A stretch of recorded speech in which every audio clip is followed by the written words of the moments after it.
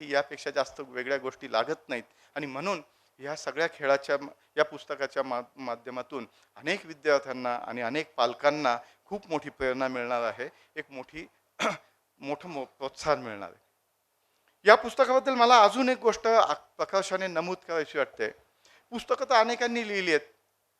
जवळपास या देशामध्ये दिवसाला 10, 20, 25 पुस्तकं प्रसिद्ध होत असली पाहिजे. मराठीत कुठल्याही पुस्तक प्रकाशनाला प्रदर्शनाच्या हॉलमध्ये जा तुम्ही, हजारोने पुस्तकं पडलेली आहेत. सगळेच लिहितात. पण मी लिहिलेल्या पुस्तकातून जे काय उत्पन्न मिळेल ते उत्पन्न मी मुलींच्या शिक्षणासाठी वापरेल, असा उदात्त आणि समाजाचा विचार करणारी ओवी ही मला त्या लेखकांपेक्षा खूप पलीकडची, खूप मोठी मानव म्हणून, माणूस म्हणून मोठी वाटते. आणि म्हणून खूप छान जे रॉबर्ट फ्रॉस्टचं जे कविता आहे, की ज्याच्यामध्ये रॉबर्ट फ्रॉस्ट म्हणतो की there emerge two roads and I took the one which was less travelled and that has made the difference. दोन रस्ते मला दिसले आणि मी त्यातली एकाची निवड केली, जो आत्तापर्यंत कोणीच त्याच्यावरून फारसं वाटचाल केली नव्हती, आणि त्याच्यामुळे माझ्या आयुष्यामध्ये एक वेगळेपण साठलं. मला वाटतं ओवी आणि विनयचा जो मार्ग आहे, this is the road that is less travelled, आणि त्याच्यामुळे ते अभिनंदनाला पात्र आहेत. या सगळ्यामध्ये खरं म्हणजे खूप अजून एक महत्त्वाचा मुद्दा आहे, ते म्हणजे तिचं वय. तिचं वय फक्त 14 वर्षे. आज पुस्तक लिहिलं तेव्हा 12-13 वर्ष असतील, 1-2 वर्षाचा मध्ये गॅप गेला. ज्ञानेश्वरांनी ज्ञानेश्वरी ही 16व्या वर्षी लिहिली. ओवीने स्कुबाची ज्ञानेश्वरी ही 12व्या वर्षीच लिहिली, आणि म्हणून तिचं विशेष अभिनंदन केलं पाहिजे. त्यामुळे तिला आणि विनयला शुभेच्छा तर देतोच मी, पण त्या शुभेच्छा देऊन थांबण्याच्या आधी 2 गोष्टी सुद्धा मला या ठिकाणी सांगितल्या पाहिजे. हे पुस्तक जे आहे हे जास्तीत जास्त खपेल याबद्दल वादच नाही, ते सांगायची गरज नाही. त्याचं जे टायटल आहे, त्याचं जे शीर्षक आहे, तेच इतकं आकर्षक आहे, त्याचं मुखपृष्ठ हेच इतकं प्रेमात पडण्याजोगं आहे, आणि त्याच्याबद्दलचे अनुभव हे सगळ्यांना इतके प्रेरणादायक असतील. त्यामुळे ह्या पुस्तकाची लवकरात लवकर पहिली आवृत्ती संपून दुसरी आवृत्ती निघो, ह्या मी शुभेच्छा देतो. त्याशिवाय हे पुस्तक इंग्रजीमध्ये आहे, याची अतिशय लवकरात लवकर मराठी भाषेमध्ये सुद्धा एक आवृत्ती येवो, अशा सुद्धा मी शुभेच्छा देतो. आणि त्याहून सगळ्यात महत्त्वाचं, शेवटी जाता जाता एवढंच सांगतो की ज्या शाळेमध्ये तू शिकलीस ओवी, ती शाळा आहे सिटी प्राईड. ही सिटी प्राईड ही आज नेशन प्राईड झालेली आहे तुझ्या पुस्तकामुळे, आणि त्यामुळे हे देशाचं नाव उज्ज्वल करणारं काम तुझ्या हातून घडो, विनयच्या हातून घडो, अशी त्या दोघांना शुभेच्छा देतो. आणि आम्ही बिघडलो तुम्ही बिघडाना, हे जे तुकाराम म्हटले, आम्ही बी घडलो तुम्ही बी घडाना, याचा पहिला पाऊल म्हणून मी विनयला आणि ओवीला अशी विनंती करतो की या पुस्तकाची पहिली विकतची कॉपी त्यांनी मला द्यावी. आणि आपण इथे थांबतो. धन्यवाद.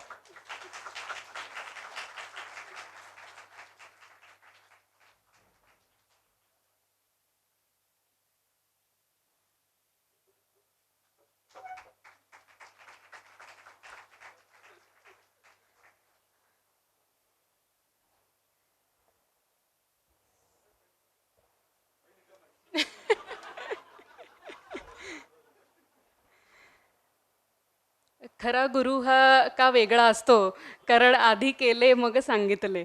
सरांनी आपल्याला साक्षात करून दाखवलं आहे की सगळ्यांनी काय करायला पाहिजे आहे. आजच्या कार्यक्रमाची कार्यक्रम पत्रिका जेव्हा माझ्या हातात आली, तेव्हा आजच्या प्रमुख पाहुण्यांचं नाव वाचलं आणि मला सावरकरांच्या ओळी आठवल्या. सुनील नभ हे सुंदर नभ हे नभ हे अतल आहा, सुनील सागर सुंदर सागर सागर अतलची हा. हा खरोखर खूपच सुंदर योगायोग आहे की स्क्वॉड्रन लीडर माननीय सुप्रिया चित्रे एअरफोर्समध्ये 10 वर्ष नोकरी करून आता त्या निवृत्त झाल्या आहेत. ही आकाशकन्या आणि स्कुबा डायव्हिंगद्वारे समुद्रात मुसाफिरी करणारी ओवी ही सागर कन्या यांचा मिलाफ आज इथे मंचावर झालेला आहे. खरोखर आपण त्यांचं टाळ्या वाजवून स्वागत करू. आजच्या प्रमुख पाहुण्या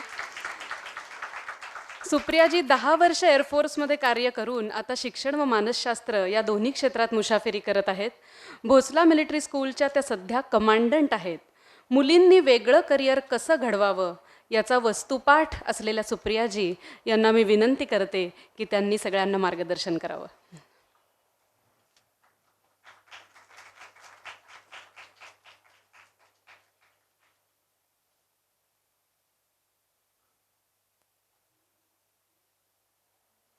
Good evening. Dignitaries on dais, off dais, parents, students आणि ऑब्व्हियसली दी यंग ऑथर. खरं म्हणजे मार्गदर्शन मला माहीत नाही, पण मी प्रचंड घाबरले. म्हणजे ओविजवा इथे आली आणि the way she was standing, the way she was speaking, the kind of confidence that she had, I started writing my notes. म्हटलं आपण काहीतरी लिहून घेऊया, नाही तर चीफ गेस्ट म्हणून आज काही खरं नाही.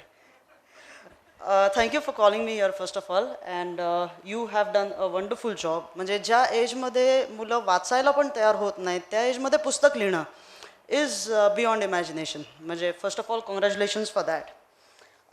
थोडंसं मी एअरफोर्सबद्दल सांगेन, कारण आय एम शुअर की squadron leader Supriya Chitre is coming here, तर obviously everyone is excited about knowing की काय what happens in air force. Let me start with the training phase, because बाकी सगळे इंटरनेटवर अवेलेबल आहे. जे इंटरनेटवर अवेलेबल नाही आहे ते मी तुम्हाला थोडंसं सांगते. जेव्हा मी एअरफोर्समध्ये सिलेक्ट झाले तेव्हा थँकफुली माझ्याकडे त्या वेळापर्यंत मोबाईल नव्हता बरं का. मोबाईल हा प्रकार माझ्याकडे नव्हता आणि त्याच्यामुळे बहुतेक मी सिलेक्ट झाले असं मला वाटतं. So the day I got into air force, मला असं वाटलं की आता मी अकॅडमीमध्ये जाणार आहे, म्हणजे तिकडे आपण आता ऑफिसर झालो आहे आणि बँड बाजा घेऊन लोक तिकडे उभे असतील आणि म्हणतील या मॅम बस तुम्ही आता ऑफिसर झालात बसा. The day I entered the academy, सगळ्यात पहिलं फॉलो इन होतं जेव्हा आम्हाला सगळ्यांना असं लाईनीत उभं केलं, सांगितलं की आजपासून सिव्हिल क्लोथ्स घालायचे नाहीत, तुम्ही फक्त घालायचं पीटी रिग्स आणि युनिफॉर्म. पीटी रिग म्हणजे T shirt, track pant, shoes, that is our PT rig. Okay fine. आम्ही रात्री पोचलो होतो अराउंड 9:30 वाजता. मग ते बोलले आता जा लाईट्स आउट झालेत, तुम्ही जाऊन झोपा, आपण उद्या सकाळी भेटू. जेव्हा बेल वाजेल तेव्हा तुम्हाला पीटी ड्रेस घालून फॉलो इन करायचं आहे. Okay good enough. मी NCC कॅडेट होते म्हणून मला वाटलं की I know everything, don't worry, I will take it on. 3 वाजता बेल झाली सकाळी. 3 वाजता मी कसे बसे पीटी रिग घालून खाली आलो आणि आमचे एक 50 सिनियर्स आमच्या समोर उभे होते. बरं सिनियर्स म्हणजे काय ते मी तुम्हाला हळूहळू सांगेन, तो काय प्रकार असतो ते. ते 50 सिनियर्स जेव्हा आमच्या समोर उभे होते ते बोलले okay now we will go for a run. I was a sports person, I was like yes I am going to run from today. We started the first day they took us for a 3 kilometre run.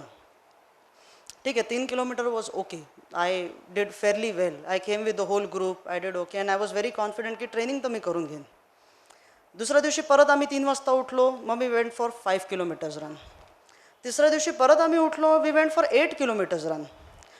त्याच्यानंतर असं झालं की आता म्हणजे असं दिवसेंदिवस जर वाढत गेलं असे 2-2, 3-3 किलोमीटर तर आपलं काही खरं नाही आहे. बरं जेवायला वेळ किती द्यायचं आहे? 3 मिनटं. प्रत्येक ज्युनियरच्या समोर एक सिनियर बसलेला असायचा आणि तुम्हाला ते सगळं तामझाम करून जेवायला लागतं बरं का. म्हणजे काटा सुरी सगळं असं ते घेऊन, आणि जेवायला काय द्यायचे? चिकन. बरं 3 मिनटात तुम्ही चिकन खाऊन दाखवा, किती खाल तुम्ही खाऊन खाऊन. 3 मिनटं लंचला आणि 4 मिनटं डिनरला, असं आम्हाला रोज चालू होतं. आठवडा झाला आणि त्याच्यानंतर आणि दिवसभर आम्ही काही झोपायचं वगैरे नाही. झोप किती? 4 तास.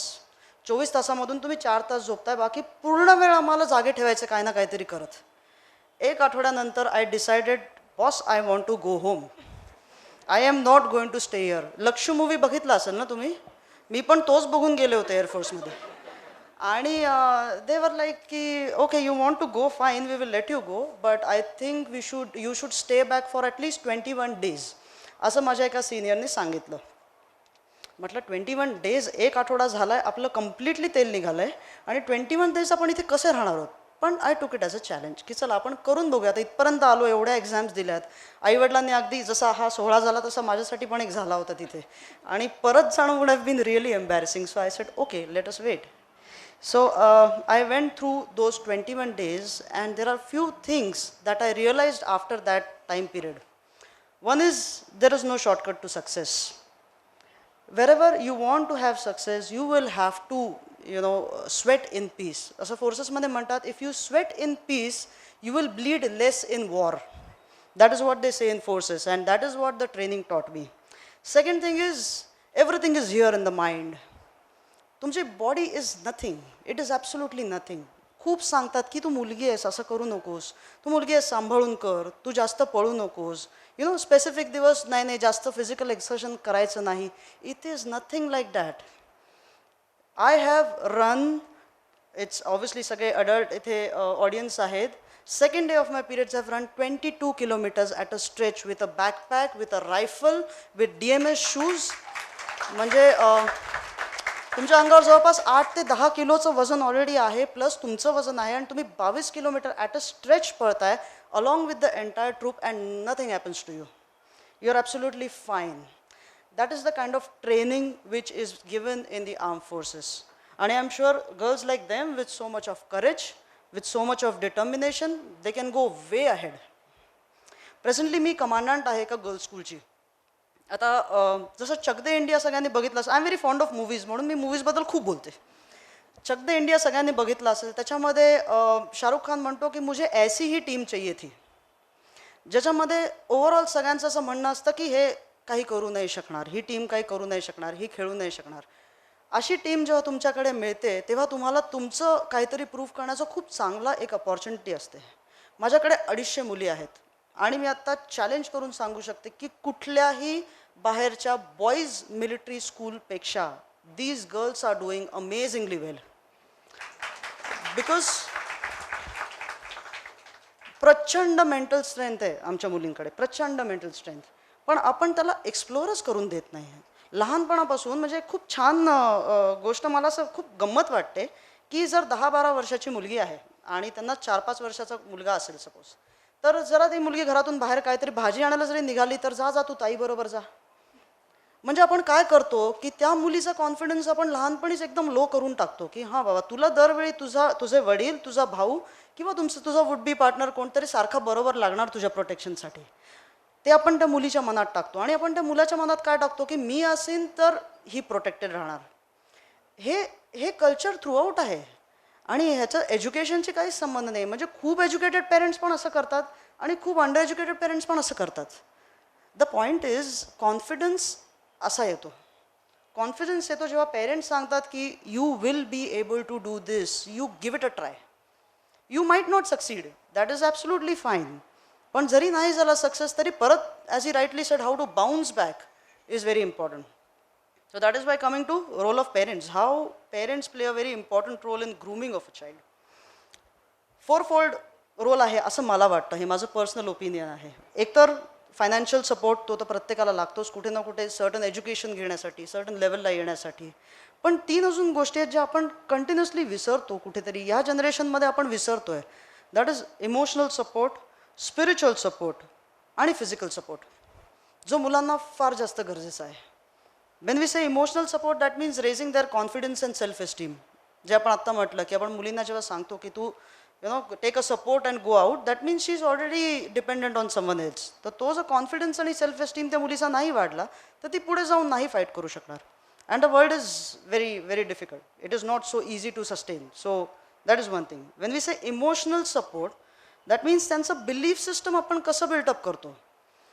आपल्याला त्यांना एक बेस जर द्यायचा आहे, जर बिलीफ सिस्टम द्यायचा आहे, तर तो बिलीफ सिस्टम आणि व्हॅल्यू सिस्टम आपण कशी बिल्ड करतो मुलांची, हे खूप इम्पॉर्टंट आहे. आणि बिलीफ सिस्टम कशी बिल्ड होईल बघून, सांगून नाही. They will see what you are doing and they will follow. They will not only follow what you are saying. So that is how the belief system is build. आणि third and last is physical. That means every child should be told to respect their body. When we say respect their body, that means how to keep it fit, how to keep on exercising, how to go out and play. That is very important. म्हणजे तुम्ही सगळं provide करा आणि त्याच्या फिजिककडे लक्ष नाही दिलं तर त्याचा कॉन्फिडन्स कधीच बिल्टअप होणार नाही. एक चांगलं ॲथलेटिक बिल्ट असणं खूप गरजेचं आहे. So this fourfold I think approach जर पेरेंट्सचा असेल तर मला नाही वाटत काही प्रॉब्लेम येईल. Armed forces give a lot of priority to all these adventures and sports. There is primarily a reason why armed forces ने खूप support केला. जसं I am a mountaineer, I have done courses in skiing. का armed forces आम्हाला तिथे पाठवते, 3 गोष्टी खूप इम्पॉर्टंट ज्या लागतात फोर्सेसमध्ये is courage, stamina and endurance. आणि ह्या 3ही गोष्टी ॲडव्हेंचर स्पोर्ट्समध्ये आहेत. So I think these people are already faujis. अजून थोडंसं ट्राय केलं तर तुम्ही फोर्सेसमध्ये आरामात जाल and you will do wonderful over there. So you should just have थोडंसं अजून orientation. I am sure they will do very well. As far as talking about the future generations is concern, आपल्याला आपल्याला काही गोष्टी त्यांना शिकवण्याची गरज आहे. One is citizenship. कुठेतरी आपण सगळं शिकवतोय, we are teaching them everything, but then जी सिटिझनशिप आहे म्हणजे एकमेकांना मदत करायची, आपल्या कंट्रीमध्ये जे लोक आहेत त्यांना मदत करायची, थोडंसं पॅट्रिऑटिझम शिकवायची गरज आहे. जसं इस्रायलमध्ये there is compulsory 2 years of military training. Compulsory, everyone has to go through that military training. Why? Because the kind of discipline that it gets in your day to day life, it itself teaches you that citizenship. And last, social awareness, which OV has already proved. It is a wonderful initiative, OV. I mean, you are sharing your profits with someone who is underprivileged at this age. I'm sure next Mother Teresa is in making. So we can expect lot of good things from you. Lastly, thank you for calling me here. Next time I'm going to prepare more with my speech. And it was wonderful being here. Thank you very much. Jai Hind.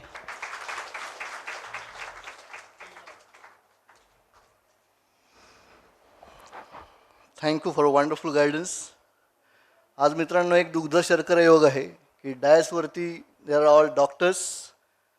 आणि आज MOC ज्यांनी केलं ती माझी classmate जी 12वीत महाराष्ट्रात बोर्डात पहिली आली होती आणि लँग्वेजमध्येच तिने पूर्ण करिअर केलं आउट ऑफ बॉक्स जाऊन, whereas she could have gone for engineering like us and other things. Dr. Munal Mahadev Dhongde, I request Ashwini ma'am to kindly felicitate her. आणि त्याचबरोबर आमचे दुसरे सहकारी की अत्यंत बिझी शेड्यूल, 3 दिवस वर्कशॉप काय करत होता, पण रात्री आला, रात्री 11:30-12पर्यंत बसला आणि हे सगळं प्रेझेंटेशन ज्यांनी केलं तोही आमचा classmate Praveen Patil. I request professor doctor Sunil Kute to felicitate him. Kute सरांना भेटण्यासाठी प्रवीण 2 वर्ष प्रयत्न करतोय पण योग जुळून येत नाहीये. आज हा योग आला की त्या दोघांची इथे भेट होतीये. हे प्रवीणने फक्त एक इनिशिएटिव्ह घेतला होता, सबमरीन इंजिनिअरिंग BEच्या पोस्ट ग्रॅज्युएशनला यावं सिव्हिलला, आणि तो सरांकडे